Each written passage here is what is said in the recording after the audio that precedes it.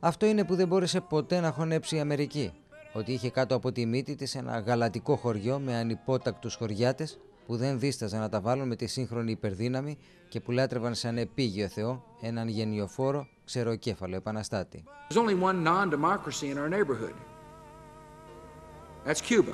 Ο Φιντέλ χειρίστηκε, αντιμετώπισε και κοντραρίστηκε όχι με έναν αλλά με 9 προέδρους των Ηνωμένων Πολιτειών. Είδε από την τηλεόραση τις ορκομοσίες όλων, βλέποντας εκείνη την ώρα στο δέκτη του τον επόμενο αντίπαλο. Αρνήθηκε πεισματικά να δει μόνο τις 2 ορκομοσίες του George Bush. Ίσως γι' αυτό ο νυν πρόεδρος, επειδή δεν συγχώρησε ποτέ την αδιαφορία του Φιντέλ προς το πρόσωπό του, είπε μπροστά στο αμερικανικό κοινό με μπόλικη δόση κακίας. One day, the good Lord will take Fidel Castro away. Si estaba moribundo, que si se muere pasado mañana, bueno, nadie sabe que Dios se va a morir. Αυτή την ευχή την έκαναν σίγουρα και οι 10 Αμερικανοί πρόεδροι. Ο κρυφός τους πόθος όμως δεν έγινε πραγματικότητα παρά τη σφοδρή τους επιθυμία να δουν νεκρό τον Κάστρο. Δεν έπιασαν ούτε τα μάγια των σαμάνων στις Άνδης που το 2003 προέβλεπαν ότι ο Φιντέλ σύντομα θα πεθάνει.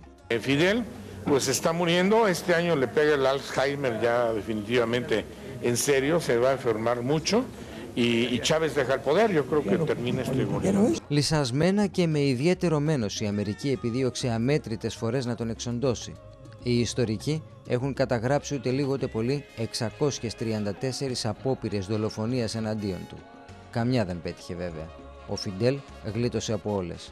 Οι Αμερικανοί δεν έχασαν ποτέ την υπομονή τους και εξακολούθησαν να υπόσχονται στους αντιφρονούντες εξόριστους της Κούβας ότι είναι μαζί τους και θα τους στηρίζουν πάντα. Αυτή η αποφασιστικότητα, η τόλμη και το πείσμα του.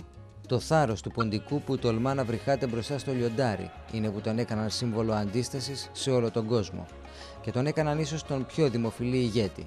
Δεν είναι τυχαία άλλωστε η επιθυμία του Πάπα Ιωάννη Παύλου του Δεύτερου να επισκεφθεί την Κούβα. Όταν ανακοινώθηκε η πρόθεση του Ποντίφικα, κανείς δεν πίστεψε ότι ο αρχηγός της Ρωμαιοκαθολικής Εκκλησίας θα συναντιόταν με τον Κάστρο. Κι όμως ήταν αλήθεια.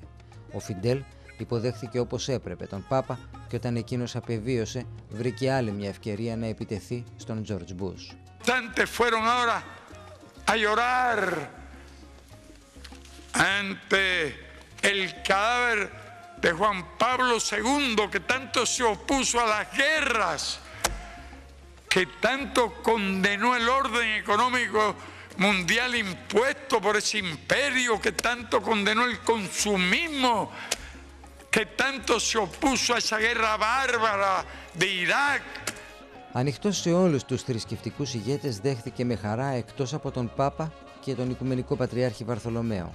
Κάθε φορά τα αφιερώματα των διεθνών τηλεοπτικών δικτύων ήταν εκτενέστατα. Το ίδιο έγινε και όταν ο Φιντέλ αντάλλαξε πάσες με το θρύλο του παγκοσμίου ποδοσφαίρου Diego Maradona. Yo por él siento un gran amor.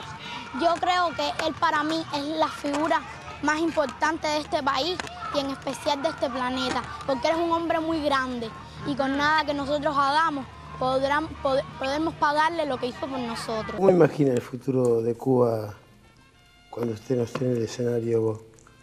La imagino como una gran potencia moral, con un gran nivel de dignidad que está dando algunos ejemplos de lo que puede hacerse. Το μέλλον της Κούβας βέβαια είναι άγνωστο. Αυτό που είναι γνωστό είναι το έργο του Φιντέλ Κάστρο και τα ρεκόρ του. Είναι ο μακροβιότερος αρχηγός κράτους. Επιβίωσε 634 δολοφονικών απόπειρων, του πιο μακροχρόνιου εμπάργου της Ουάσιγκτον και της πτώσης της Σοβιετικής Ένωσης. Δημιούργησε ένα κομμουνιστικό κράτος στο κατόφλι των Ηνωμένων Πολιτειών. Είναι ο ηγέτης που γνώρισαν τα 3/4 των Κουβανών. Κατέχει θέση στο βιβλίο Guinness για τις μεγαλύτερες σε διάρκεια ομιλίες. Στις 29 Σεπτεμβρίου του 1960 στα Ηνωμένα Έθνη μιλούσε 4 ώρες και 29 λεπτά, ενώ στο συνέδριο του Κομμουνιστικού Κόμματος εκφώνησε ομιλία διάρκειας 7 ωρών και 10 λεπτών. Είναι πατέρας 8 παιδιών, 4 κοριτσιών και 4 αγοριών. Τα ονόματα των αγοριών ξεκινούν όλα από το γράμμα A. Ό,τι και να είναι ο Φιντέλ, όπως και να τον χαρακτήρισαν, το σίγουρο είναι ότι το τέλος της δικής του εποχής, ο Λίντερ Μάξιμο το έγραψε μόνος του.